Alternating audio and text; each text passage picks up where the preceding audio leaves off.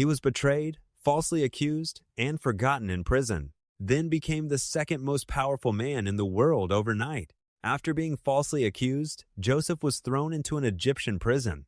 It looked like his life was over, but even in prison, God was with him. Joseph worked with excellence wherever he was. Soon, the prison warden trusted him with everything. The prisoner became the one running the prison. One day, Pharaoh's chief butler and chief baker were thrown into prison. Both men had disturbing dreams the same night, and no one could explain them.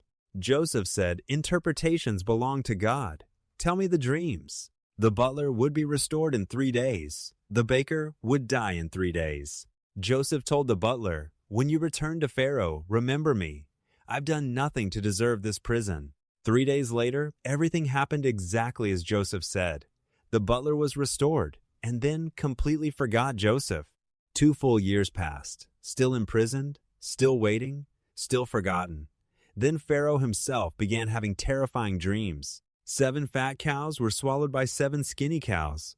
7 healthy heads of grain were swallowed by thin, dry ones, and no one in Egypt could explain what it meant. Suddenly, the butler remembered Joseph. The forgotten prisoner was finally called before Pharaoh. Joseph said, "God is revealing the future. 7 years of abundance were coming, followed by 7 years of devastating famine." Then Joseph gave Pharaoh a strategy. Store food during the good years so people can survive the bad years. Pharaoh looked at his officials and said, "Who else has the Spirit of God like this man?" Then he turned to Joseph. "Next to me, you will rule Egypt." In one moment, Joseph went from prisoner to Prince of Egypt, from forgotten to impossible to ignore. The famine struck exactly as God revealed.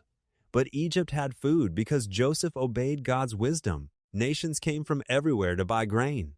The same dreams that got Joseph hated by his brothers became the reason nations survived. God can take betrayal, delay, and suffering and turn it into preparation.